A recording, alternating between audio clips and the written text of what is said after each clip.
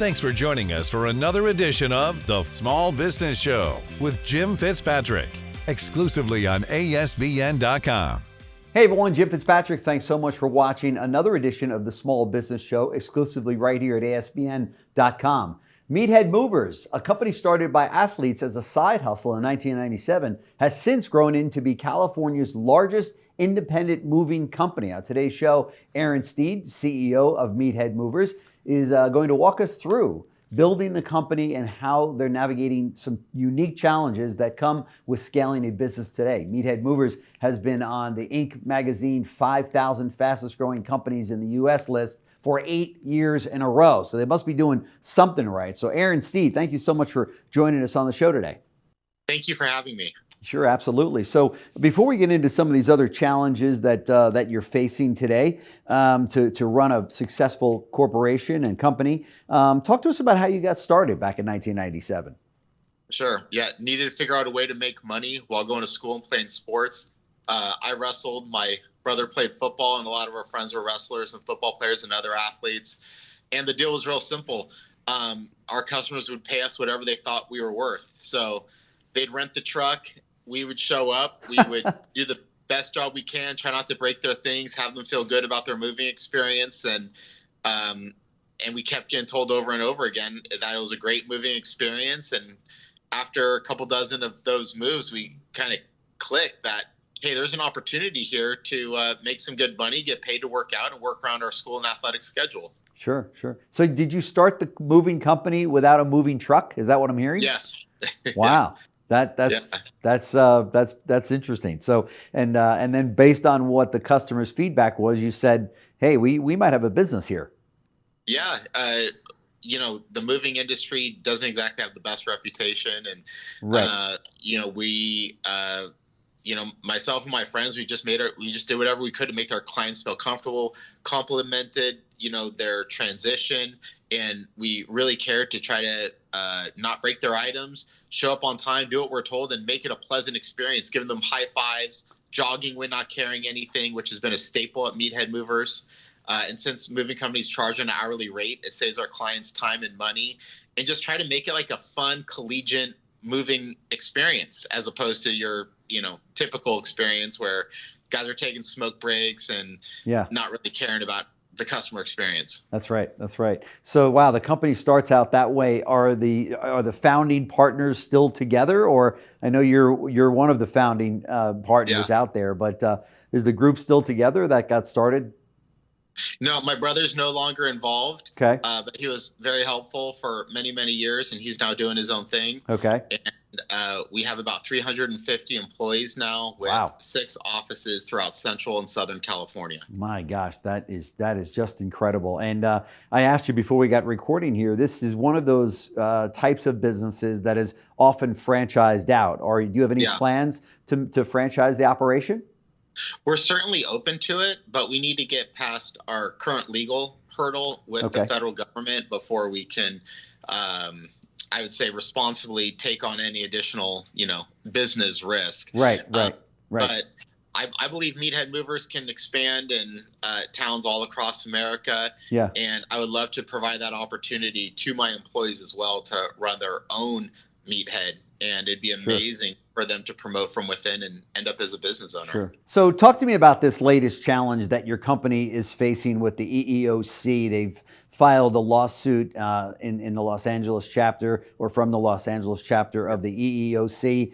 And I know that there's a lot of business owners out there that might be taking notes right now saying, wow, that's a suit that we never want to get. So talk to us about how this whole thing came about and how that's putting quite the pain point on your business today. Yeah, the whole thing started in 2015, so 10 years ago. Wow. And then they started investigating us, and my attorney said, hey, you have nothing to be concerned about. I vetted all your hiring and marketing, and you guys are a completely above board company. All of our employees are W-2, and we've always tried to do things the right way. Yeah. So we brought the EEOC in. We wholeheartedly cooperated with them. And then to our surprise, they determined that we were an ageist organization. And to be more specific, in the statute, that we intentionally discriminate against workers over the age of 40 years old, and that our penalty should be $15 million. Oh my gosh, 15 million.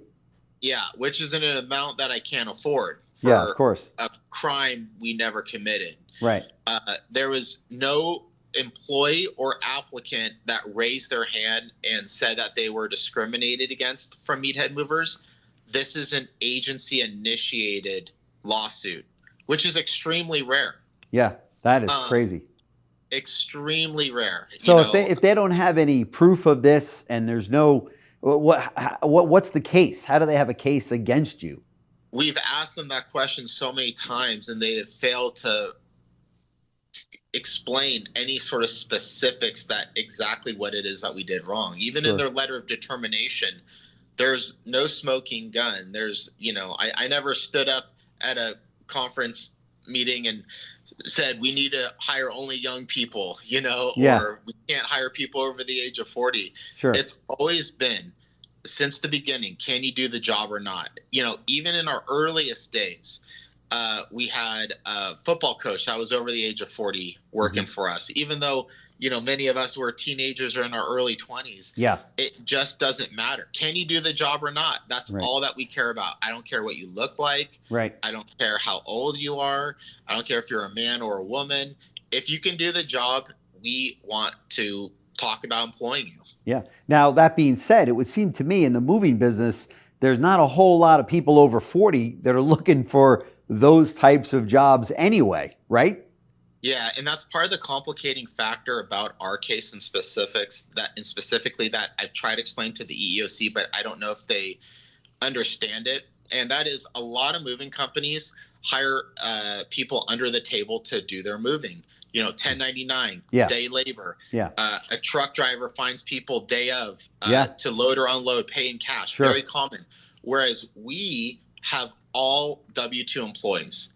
We never subcontract. So, we're paying our payroll taxes, workers' comp, FICA, Medicare, Social Security, all that every single time. So on paper, when you look at the Census Bureau data, Meathead Movers looks like this behemoth of a company. Yeah. And a lot of our employees do happen to be under the age of 40 because that's just who our company naturally Of course. Yeah, no question. Right. But just because our numbers are different than typical moving companies that are paying people under the table, we're getting penalized for that. And it's beyond maddening and frustrating. And we've been dealing with this for 10 years now. So 10 years of also legal fees every single quarter or month that you've got to pay to fight this. Why is this going on so long? It's a great question. To me, I think it's absurd. Yeah.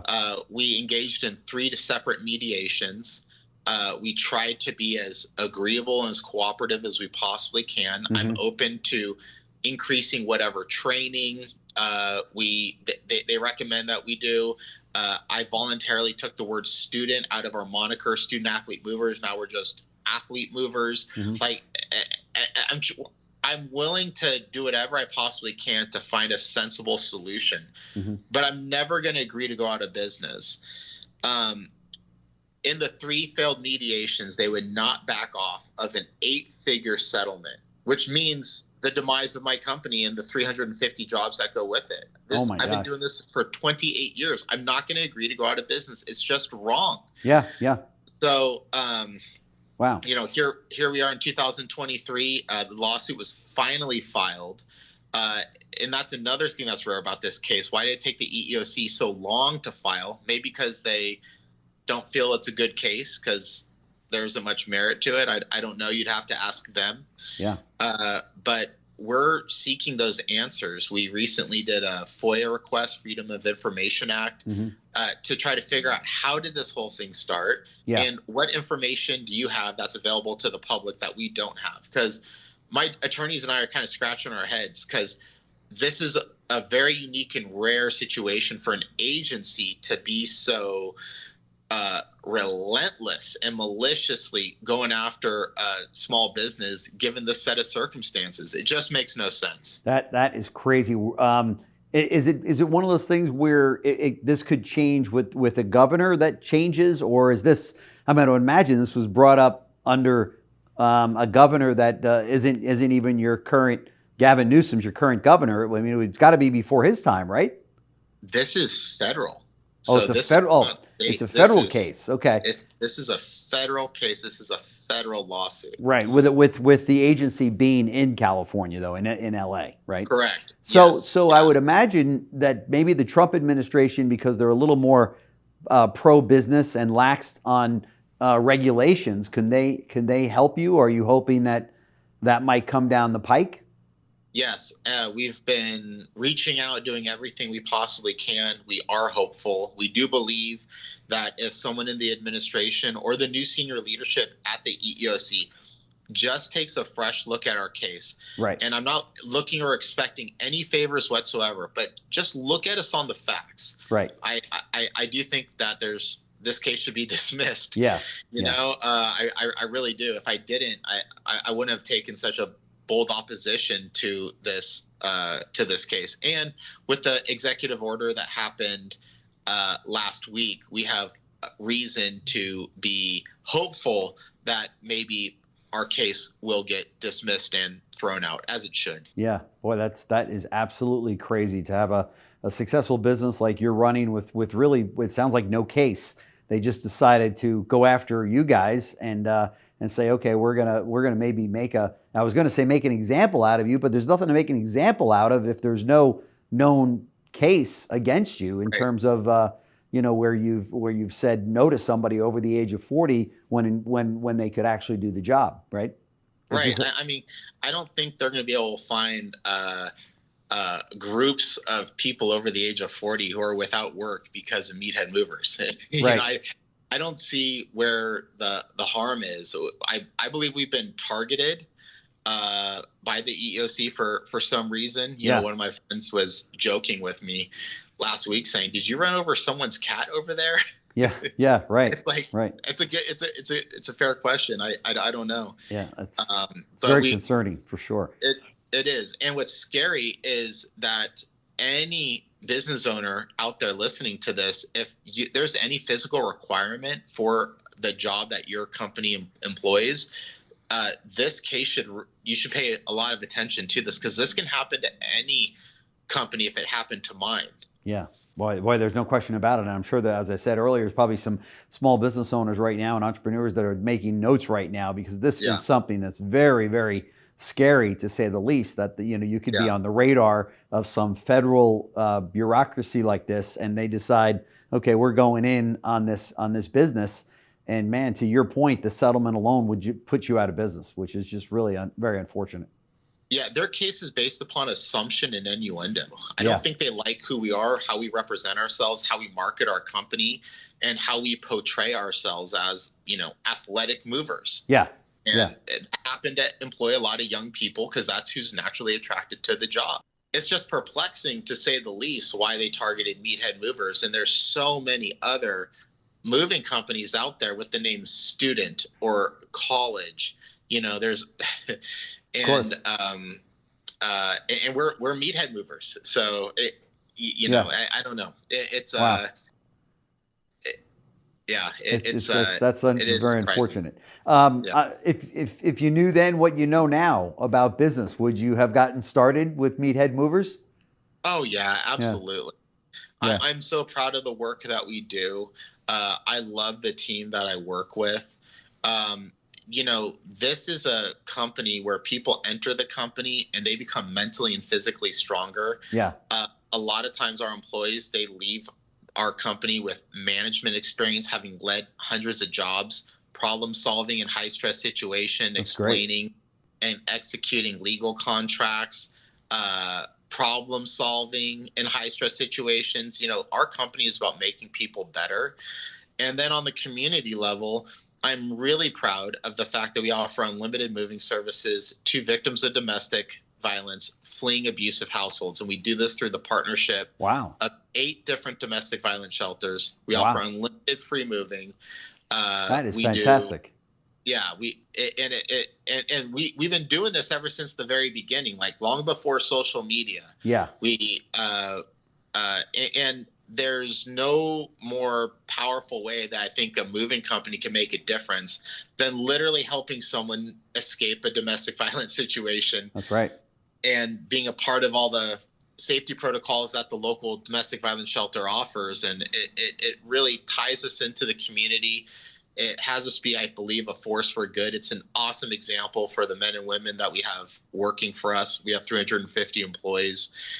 So, and I'm turning 45 next week. I have a 3-year-old son, and this is my life's work. I've been doing this for 28 years. Jeez. And I would love to one day be able to gift this company to my son that that we're proud of. I've never thought in my wildest dreams in a million years that the biggest threat to my company would be our own federal government. Right. And I love America. I am grateful to America. We wouldn't be here if it wasn't for the Small Business Administration. That's right. The SBA has been absolutely helped us. We would not have reached this level of success without the SBA. And this is just a unique. I don't want to sound like I'm harping on the federal government as a whole. I think this is just a rogue agency with overzealous bureaucrats, and there's a small group of them that are just out for blood because they don't like me. They don't like who I am. They don't like what I represent. And they don't like my business for whatever reason. And they're using the full weight of the federal government to try to attack us and put us out of business because they know. We've even had forensic accountants explain to them that I can't afford the made up fee that they're demanding. Wow. Unbelievable. If anybody's out there that's going through a situation like this or has gone through a situation like this, we would love to hear from you here at the show.